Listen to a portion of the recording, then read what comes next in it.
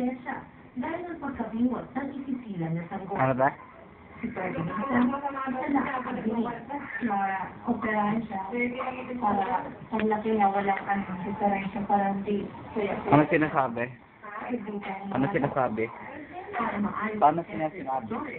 Unang ooperahan ang kanyang labi. Dinamag na? Kapag ay susunod na ang wala-wala. Ang operasyon ay dapat na isagawa bago mag-isang taon at sa lahat ang bayan. Malaking pag-asa na ma-reconstruct ang pasyente. And makakafunction sila doon sa aesthetic, hindi sila lalaking may diferensya, mag-develop din yung kanilang pagsasalita kung makakaya. Hindi pa mukuli ang lahat para sa mga batang gaya ni Florence na may Beth Lee at Beth Taes.